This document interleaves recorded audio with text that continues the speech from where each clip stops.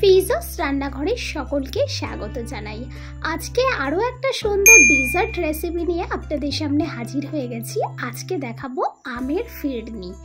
আমের ফিরনিটা করবার জন্য আমি এখানে 1 কেজি দুধ দিয়ে দিয়েছি। দিয়ে এবার দুধটা একটু ফোটার অপেক্ষা করছি। ততক্ষণে এখানে যে সমস্ত ইনগ্রেডিয়েন্টসগুলো নিয়েছি দেখতেই পাচ্ছেন। এখানে আমি ড্রাই ফ্রুটস নিয়েছি, আর এখানে হচ্ছে বাসমতি চালকে আমি 1 ঘন্টা আগে ভিজিয়ে রেখেছিলাম। এখন হচ্ছে এই চালটাকে মিক্সিং জারে আমি নিয়ে নিচ্ছি, আর সামান্য পরিমাণে এর সাথে একটু জল অ্যাড করছি, করে এর একটা সুন্দর পেস্ট তৈরি করব। একেবারে পুরোপুরি যেন মিহি না হয়, একটু দানা দানা ভাব থাকবে, এই রকম পেস্ট করে নিতে হবে। দেখুন আমি দেখিয়ে দিচ্ছি, এই রকম দানা দানা থাকবে। আমি এটা একটা বাটির মধ্যে ট্রান্সফার করে নিলাম। দুধটা ফুটে উঠেছে। এখন আমি এই বাসমতি চালের যে পেস্ট রেডি করেছিলাম সেটা অল্প অল্প করে দুধের মধ্যে দিয়ে দেব। আমি একসাথে সমস্তটা দিয়ে নিই, আমি অল্প অল্প করে দিয়ে একটু নাড়াচাড়া করে আবারও অল্প করে দিয়ে এইভাবে আমি পুরো চালটাকে দিয়েছি। দিয়ে এবারে নাড়াচাড়া করে নিচ্ছি। এখন আমি এর মধ্যে অ্যাড করছি চিনি। এখানে 4 টেবিল চামচের মতো চিনি দিয়েছি। চিনিটা অবশ্যই আপনারা আপনাদের স্বাদ অনুযায়ী দিয়ে নেবেন। এই ফাঁকে আমি আমের পাল্পগুলো মিক্সিং জারে নিয়ে নিচ্ছি। আমি এখানে 2টো মিডিয়াম সাইজের আম নিয়েছি। আপনারা চাইলে কিন্তু আমের পরিমাণটা একটু বেশিই দিতে পারেন, তাহলে আমের যে ফ্লেভারটা প্লাস কালারটা, আমের যে ন্যাচারাল কালার, সেটাই কিন্তু এখানে খুব ভালোভাবে চলে আসবে। আমের পেস্ট রেডি হয়ে গেছে, আর এদিকে চালটা এখন দেখে নিচ্ছি সিদ্ধ হয়েছে কি। চালটা প্রায় সিদ্ধ হয়ে এসেছে, আর 7 মিনিট হলেই হয়ে যাবে। তো এই ফাঁকে আমি সামান্য পরিমাণে একটু লবণ দিয়ে দিচ্ছি। পায়েস বা ফিরনি এই সমস্ত মিষ্টি ডেজার্টে যদি আপনারা স্বাদ মতো সামান্য একটু লবণ দিয়ে দেন, তাহলে এর স্বাদটা কিন্তু অসাধারণ হয়।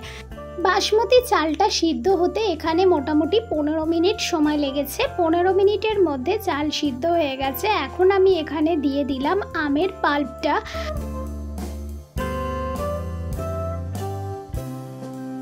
আপনারা যদি কালারটা আরও বেশি হলুদ ভাব চান, মানে আমের যে রঙটা সেরকমই চান, তাহলে এখানে কিন্তু আরও বেশি করে আম ব্যবহার করতে হবে।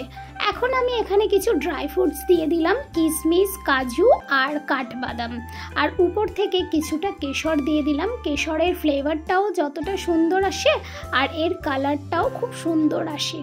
উপর থেকে দিয়ে দিলাম 1 ঢাকার মতো কেওড়া জল। কেওড়া জলটা অবশ্যই দেবেন। অনেকে হয়তো আমের ফিরনি বানাতে গিয়ে কেওড়া জল দেয় না, কিন্তু কেওড়া জলটা না দিলে কিন্তু ফিরনির সেই স্বাদটাই কিন্তু আসবে না।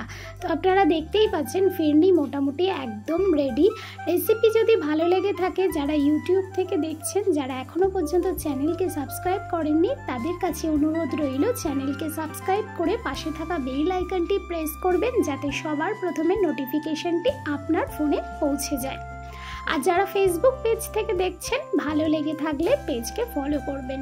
আর এখন আমি খুব সুন্দর একটা মাটির পাত্রের মধ্যে এই ফিরনিগুলো সার্ভ করে নিচ্ছি। যতটা সুন্দর দেখতে লাগছে এই ম্যাঙ্গো ফিরনিগুলো, ততটাই কিন্তু সুস্বাদু খেতে হয়েছে। আপনারা একবার হলেও বাড়িতে ট্রাই করুন। আশা করছি সকলের খুব ভালো লাগবে, আর সকলেই খুব সুন্দর প্রশংসা করবে। এই ম্যাঙ্গো ফিরনি রেসিপিটি আপনাদের কাছে কেমন লাগলো অবশ্যই কিন্তু কমেন্ট করে জানাবেন।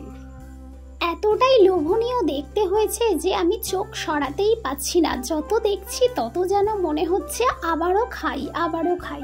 তো যাই হোক, আপনাদের কাছে রেসিপি কেমন লাগলো অবশ্যই আমাকে জানাবেন। আর আজকে এই পর্যন্তই রইল। আবারও দেখা হবে নতুন কোনো রেসিপির সঙ্গে। ততক্ষণের জন্য সবাই ভালো থাকবেন, সুস্থ থাকবেন।